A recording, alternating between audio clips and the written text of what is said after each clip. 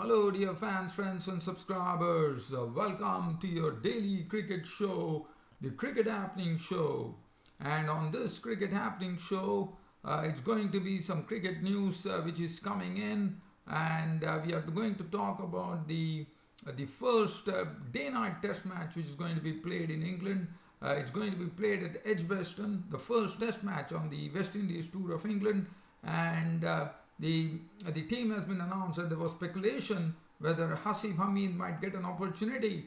It has all been already, the two players who have been selected are Mark Stoneman has been selected as the opener to partner Alistair Cook, probably his 12th partner in Test cricket, and also Mason Crane, the leg spinner, who actually played in the Big Bash League this time, has also earned his cap. So Mason Crane will be a part of the Test matches, so that'll be very interesting. So England, I thought, have taken a real bold step here. And as far as Sri Lanka versus India are concerned, Sri Lanka versus India, we are coming to the final Test match. Dushmanta Chamira and Gamage has been selected, and they have really definitely gone to actually strengthen the pace squad there, because they know Nuwan Pradeep is injured. And they have gone for the fast bowlers Dushmanta Chamira and Lairu Gamage. And also there is some other cricket news that I would like to talk about. But first, let's talk about the England squad that has been selected for the first Test match, which is going to be played between England and West Indies. And that too, it's a day-night Test match. It's going to be played with the pink ball. And let's see, that it's be the first day-night Test ever to be staged in England. I'm sure there should be a lot of excitement in England. The English fans should be absolutely excited, waiting to see the pink ball Test match, the day-night Test match. And this is the first day-night Test match ever to be staged in England. And as I'm looking at the team here, Joe Root will captain the side, Moeen Ali, James Anderson, Johnny Bell, they are all selecting themselves to abroad, Alistair Cook. It was only a matter of seeing as to who would partner Alistair Cook, and finally the cut has been made by Mark Stoneman. Mark Stoneman hails from Surrey, and he will be making his Test debut for sure, because he will be the partner for Alistair Cook as his opening partner. And Mason Crane, the leg spinner, the Hampshire leg spinner, also at the age of 20, would be probably trying to make his debut, according to me. And also Chris Woakes is back, so that's another good news for England, that Chris Woakes, who missed the Champions Trophy, and he's back, and we all know Chris Woakes, what is the all-round package that he brings into the mix here. David Mallon, I'm really, definitely know that Keaton Jennings would have lost his place, but I'm a bit surprised to see even David Mallon has been persisted with, even though David Mallon also failed against the South Africans in that series. But Toby Rowland-Jones, we all know that he is someone who has already made a mark for England there in that when against South Africa. Ben Stokes, Tom Westley also, even though he didn't score any, just one half, I think he just scored one half century if I'm not wrong. But Tom Westley is a good player, he's a very stylish player, and they're only a bit surprised about David Mallon, who has been persisted with. Other than that, I think this team is having Stephen Finn still does not find a champion. He has been doing well, but unfortunately does not find a place in the squad. That is as far as, and Stoneman, as I said, will become the 12th opening partner since Andrew Strauss retired, which was a very prolific opening pair, as you would all know. So these are the changes, and Keaton Jennings' ouster was definitely on the cards, there's no doubt about it, after his poor showing against South Africa. So that is one news. The other news, as I said, the third Test match, the final Test match is coming up between India and Sri Lanka, which is going to be played at, if I'm wrong, it's going to be played at Galle.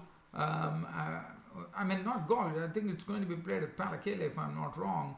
The Sri Lankan squad, what Sri Lanka have done is they have rested Rangana Herath, and Nuwan Pradeep is missing, so now they have strengthened the pace squad. They brought in Dushmanta Chamira and Lairu Gamage because they knew that the last time a test match was played here, in fact, it was I think it was Chamira who picked up 5 wickets against for 47 on a bouncy track. That was later on. So Chamira is definitely has a one maiden 5 wicket haul, and we have seen that he's pretty quick. And as far as Gamage is concerned, I'm told that he moves the ball very well both ways, and he's someone to watch out as well. And there is also, they have Lairu Kumara and Vishwanath. So they have gone for pace here, and the third test begins this Saturday. So we are definitely looking at it as to see what really comes up. And the squad, as far as Sri Lanka are concerned, Dinesh Chandimal, captain, Upul Taranga, it's the same team, but the only inclusion being a 4-pronged pace attack for the Sri Lankans against India. And the other cricket news that I could talk about here is Brad Haddin, the Australian wicket-keeper, has been named. As you know, Australia are undergoing a tour. I mean, they will be touring Bangladesh, and the news is that Brad Haddin, the former wicketkeeper batsman from Australia, has been appointed as the fielding coach for the Aussies. And one was wondering, when Brad Haddin being a wicket keeper, whether it was the right decision, but he has been appointed as the Australia fielding coach here. And also I can throw a look at the Caribbean Premier League, a match which was played yesterday. I had given you some cricket commentary, as you would all remember, where Jamaica Talawas were off to a great start. But unfortunately, after getting some very good start and some very good batting from Sunil Narine, Brendan McCullum, Darren Bravo, they were keeping up the momentum as well. They lost wickets in spades later as they succumbed to 147 all out, and that was not a good exhibition, I would say. With 38 runs for the space of 8 wickets fell for 38 runs for the Trinbago Knight Riders. Brendan McCullum, 16 of 9 balls with 3 fours. Sunil Narine made 23 of 11 balls with 2 fours. Munro smashed 41 of 25, 5 fours and 2 sixes. Darren Bravo, it was Darren Bravo who made 33 of 25, 2 fours, 2 sixes. But other than that, Ramadhin, Bravo, Sharab Khan, Freilink, everyone failed. I mean, so this was not a good exhibition. I think they were really going like a train initially, and from they really succumbed. I mean, Munro and Bravo at the crease, and they were really smoking boundaries and sixes. And then it finally 8 wickets fell for 38 runs, and there are no excuses for that. As from a wonderful start that they had, probably one expected the Jamaica Talawas to probably go and score 200 odd runs, but that unfortunately didn't happen. Santoki 4 overs 2 for 30 bowled well. Imad Wazim 3 overs 1 for 35. Kesrick Williams 4 overs 3 for 26 for Kesrick Williams, bowled excellently, I thought, and he bowled with lots of guile. Mohammad Sami 1 for 22. Shakib Hassan 1 over for 12, and Smith, who was making his debut, was very impressive. 3.5 overs, no maiden, 20 runs and 3 wickets, really bowled well. Jamaica Talawas were, it was Trinbago Knight Riders who collapsed, and they were all out for 148, 47 to be precise.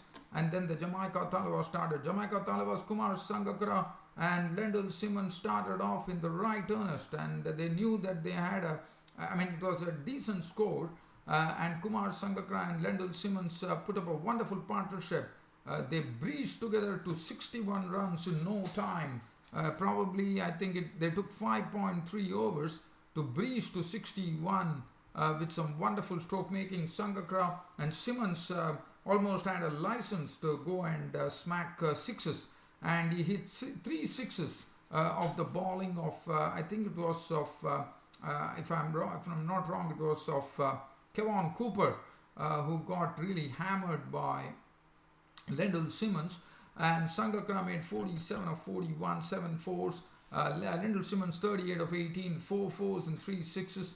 And McCarthy failed with the bat. He was LBW Nareen for 3, and suddenly there was a bit of a tension as wickets started falling pretty quickly. Roman Powell was out for 18, LBW Nareen of 17 deliveries. Shakib Hassan was caught on ball, Cooper for 16 of 22. Jonathan Fu was out for 19 of 11, and Jonathan Fu was the one who actually helped them win by keeping a cool head even though he was out. But he had taken them he had leveled the scores for Jamaica Talabas, which is good to see. So Jonathan Imad Wasim not out 2, and that was it. And I'm sure Jamaica Talabas, the Trinbago Knight Riders would be really cursing themselves that, from a very good position, they went on to be all out for 147, and that really meant that was careless batting, according to me. Peary 3 overs, none for 33. Scalable Searles 1 over, none for 12. Peary was very costly. Cooper 3.2 overs, no maiden, 25 runs and 2 wickets. 4 overs, 21 runs and 2 wickets for Sunil Nareen. Shadab Khan 4 overs, 1 for 25. And Bravo 4 overs, 1 for 32. So that's the match situation. The player of the match going to Kesrick Williams. And Kesrick Williams, I thought, bowled excellently, and he was named man of the match.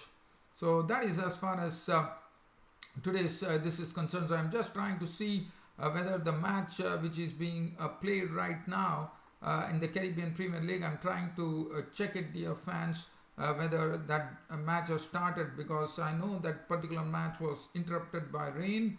We are talking about the live match, so I'm just going to have a look and tell you whether that particular game has started or not. So let's have a look before I actually wind up on this daily cricket show today. I'm going to have a look at it. Please give me a moment here, because there was a match which was played. Dwayne Smith was opening the innings, so I'm just trying to see whether yes, it has definitely started. So I can give you some live update here. So we'll go live to Gross Islet over here. The 8th match of the Caribbean Premier League is being played between the Barbados Tridents and the Stars. So Barbados Tridents won the toss and elected to bat, and currently they are going well. They are 30 for no loss. The openers, Dwayne Smith is at the crease right now. Dwayne Smith, let me just refresh the scores for you. With this live update, I will be ending my daily cricket show as well. Kane Williamson and Dwayne Smith have opened the innings, and they already put on 30 runs in 4.4 overs. Smith is not out 15 of 12 balls, 1 4, 1 6. Williamson is not on 14 of 16 with 2 fours, and that is the match situation right now as far as the Barbados Tridents are concerned. Well, I'm going to leave you here, dear fans, friends, subscribers, with this little cricket update. Barbados Tridents playing against, I'm trying to see, Barbados Tridents are playing. So I'm going to leave you, dear fans, friends, subscribers, with this update, and I'll be seeing you all tomorrow on my next Cricket Happening show. Till such time, it's good night.